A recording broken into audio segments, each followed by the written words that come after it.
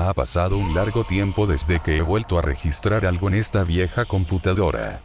Quizá la información de esta no sea robada, o tal vez sí. Sin embargo, no confío mucho en lo que el papel puede registrar, tampoco en las virtudes de las tecnologías actuales.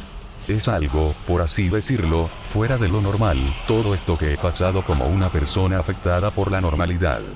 Es cierto, por supuesto, que cualquier psicótico puede admitir que la realidad es que todo puede parecer alarmante en un todo a cualquiera con el nivel de perturbación adecuado. Es casi un chiste decir que todo es aterrador, aunque no puedo justificar mucho de mi miedo, sí que puedo darle cierta veracidad. Entre mis colegas, suele haber un dicho, que es el siguiente. La forma de operar de nosotros termina cuando la de la autoridad comienza. Es parecido al de tus derechos terminan cuando los míos empiezan. Es una forma aceptable de hablar de la voluntad de tener respeto unos con otros, aunque a veces no sea tomado en verdadera importancia. Siendo casi como una moneda lanzada al aire, creer en donde aquello será realmente respetado. Es una cuestión de azar, y más aún con la ínfula mesiánica de muchos autoritarios que solo saben presumir sus derechos y beneficios, pero no el verdadero valor de la responsabilidad tras sus cargos. Eso mismo puedo decir de mis colegas del psiquiátrico. Aclaro, no soy nadie en esta vida, no tengo un título ni tampoco soy alguien importante. Solo soy un pobre diablo con demasiada fuerza para poder amarrar a los idiotas que vagan enfermos en estas paredes amarillentas, sucias y con hedor a medicamento, con el nivel de hambre adecuado, para no negarme a la oferta laboral de mis sueños. Un trabajo que no me pedía mucho cerebro. Solo tenía que obedecer las indicaciones de mi líder y no accionar cuando éste lo viera conveniente, o simplemente viera más adecuado que yo fuera solo un monolito inmóvil en una extensión casi pesadillesca de un circo de personas que ríen, pero sin un chiste. De ahí la frase, la forma de operar de nosotros termina cuando la autoridad comienza. En este caso no puedo obrar si mi encargado no deja de parlotear ante esos enfermizos humanos. No puedo obrar si no recuerdo que yo soy una ameba ante todo esto y todo aquello. Es una sensación casi alarmante para mis nervios, el no actuar y ver cómo lentamente a esta gente, que, pese a lo dicho anterior, simpatizo con ella, les estén quitando las esperanzas de un mundo mejor y más acorde a lo que desean. Pobres desgraciados, a veces me cuestiono si son realmente felices aquí y solo quieren aparentar felicidad porque algo tras de ellos los está perturbando. No me siento genuinamente interesado en aquello, solo siendo un peón más de un enorme tablero de ajedrez dirigido por un narciso. Un imbécil que funge como líder. Su nombre es Elías. No suelo hablar mucho con él. A veces suelo escuchar que sus estudiantes hablan muy bien de él, pero es alguien antipático, al menos aquí en el psiquiátrico. Su mirada es fría y muerta, como la de un cadáver en estado de putrefacción.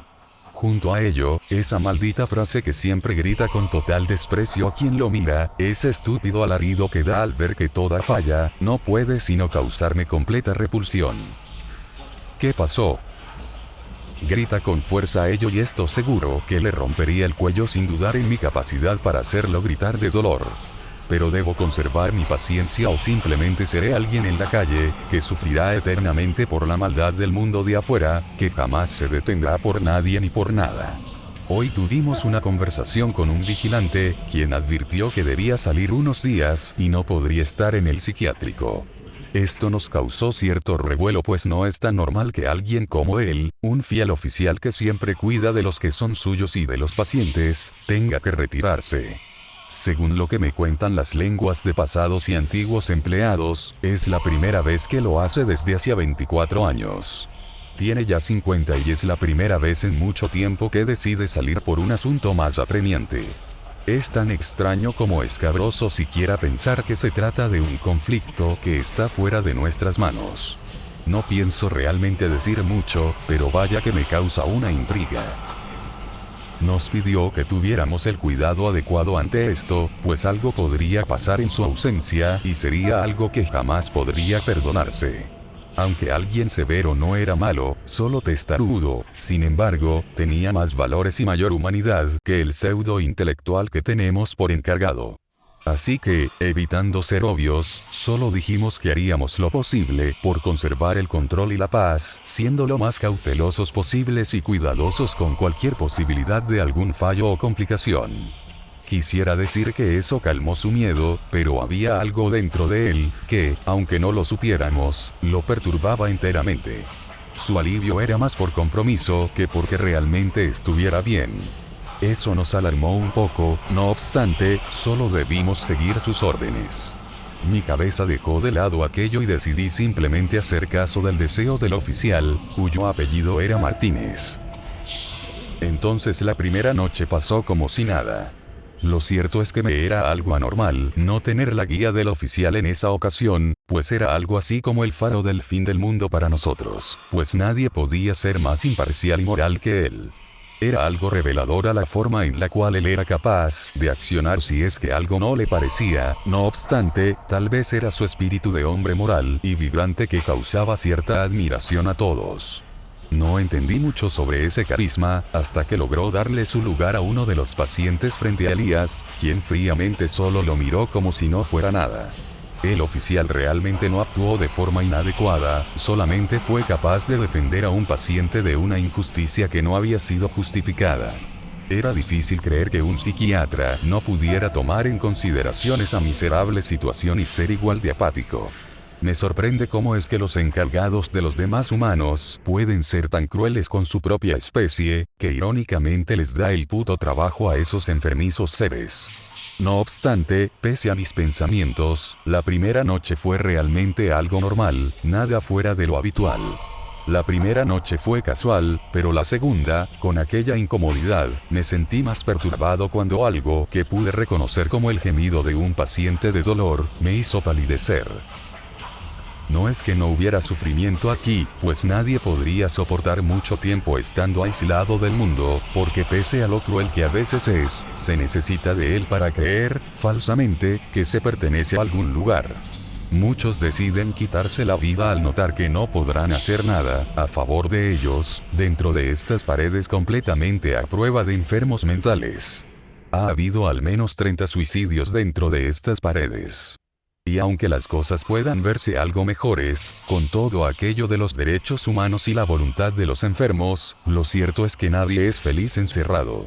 Entonces, al escucharse ese gemido de dolor, proveniente de una celda algo lejana, me pidieron que fuera a checar. No sabía a qué clase de inadaptado iba a encontrar completamente adormilado por su psicosis. Entonces, tras pasar varios pasillos, llegando al conjunto de celdas restantes, encontré a varios de los pacientes atemorizados. Algunos de ellos se aferraban con fuerza a las barras de sus recámaras. Otros estaban arrinconados, queriendo evitar algo que ni siquiera ellos eran capaces de comprender, incluso con su imaginación y visión distorsionada de las cosas. Esto me causaba cierto conflicto, no por la naturaleza del fenómeno, sino porque algo debía ser realmente alarmante para dejar peor incluso a estos pacientes. Y debía ser algo real, de eso no tenía duda, o tal vez no. Quizás solo era algo perteneciente a sus delirios.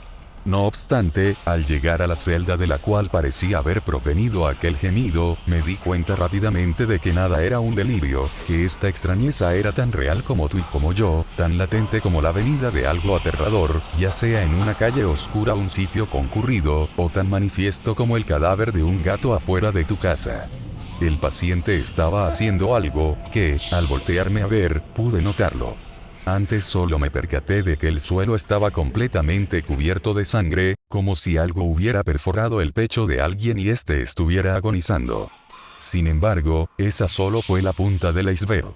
Lo primero, quizá más importante, era que los gemidos de dolor no eran gemidos de dolor. Se asemejaban más a una especie de risa algo apagada, como aquel tipo de carcajada apagada que se suele tener cuando ríes en clase sabiendo que te pueden penalizar por ello. Era algo tan extraño siquiera describirlo. Sonaba a una carcajada, con sostenido de la misma, que hacía sonar como si fuera una tetera, para más tarde mostrarse como lo que realmente era. El paciente, con sus manos empapadas de sangre, se había arrancado la mandíbula, en un intento por alejar o arrancar algo, que no era la mandíbula, pues seguía quitándose trozos de la carne aledaña a la mandíbula. Este reía descaradamente, incluso con la lengua flotando, al ya no tener algún tipo de soporte. Se volteó y pude darme cuenta de lo que ocurría realmente. Este mismo seguía riendo, como si se estuviera burlando de mí.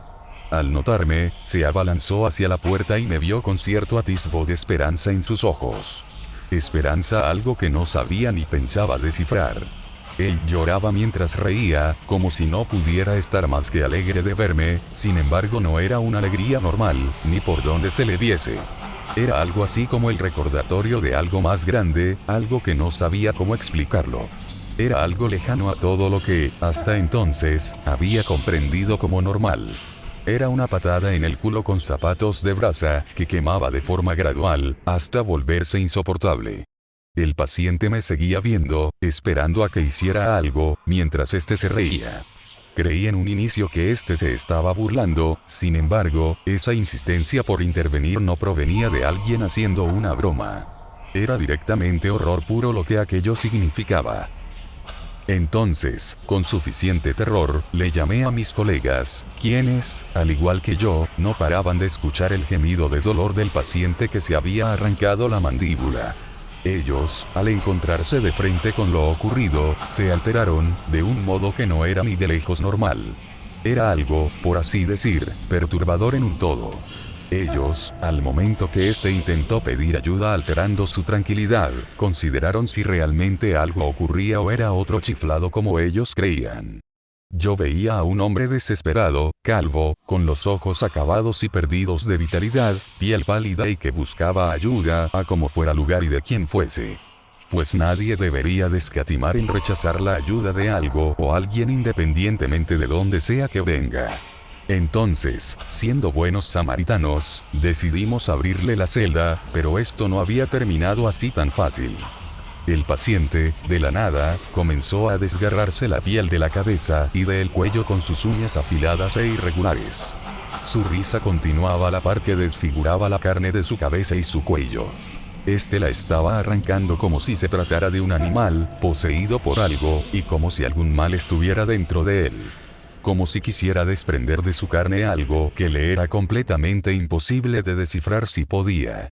Al salir disparado de la recámara donde se le tenía, pisando el frío y sucio piso del pasillo, resintió un dolor más potente que lo que, hasta ese entonces, pudo experimentar. Perforó con sus manos su estómago.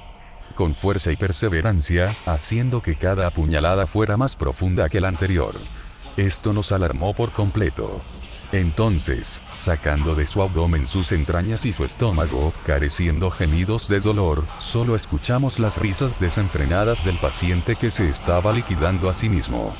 Ya no parecía que algo importase ya. El paciente no pudo resistir ni la pérdida de sangre ni la pérdida de sus órganos, entonces, tan rápido como su cuerpo pudo parar, falleció al instante que éste se desplomó, dejando un charco de sangre extenso y sus vísceras afuera para ser inspeccionadas por las moscas y larvas del sucio hospital. Y pese a que todo miedo se había escapado, la función de eventos extraños estaba por empezar, y aunque quisiera restarle la relevancia posible a esto, me perturba su sola mención. Es un dolor que me causa una incesante gracia. De la nada, los demás reclusos en esta prisión disfrazada, comenzaron a reír drásticamente, de maneras que ni siquiera yo era capaz de comprender. Otros reían ahogados, otros confundidos, algunos más completamente consternados, y a otros no les importaba. Ya no había sentido en siquiera pensar qué era lo que estaba pasando. Todos los pacientes estaban sufriendo de lo mismo que el primero que ahora yacía de forma prácticamente patética en el piso. Los pacientes no paraban de reír, todo eran risas, confusas, distorsionadas, petrificadas ante la naturaleza de tal flagelo, y presente en el fin de la cordura misma que aquel lugar había desaparecido. Las celdas se golpeaban como barras de metal siendo perforadas lentamente por clavos. Los pacientes querían arrancarse algo que estaba dentro de ellos, que no era explicable. Al igual que el paciente, que estaba arrancando con fuerza la piel de sus cabezas, de sus manos, de todas partes. Lamenten mi forma tan precaria para escribir, pero es que en serio no puedo evitar reírme un poco. Todo era tan retorcido, todo era tan bizarro en un sentido completo. Todo estaba perteneciendo más y más a algo que me es difícil describir. Es tan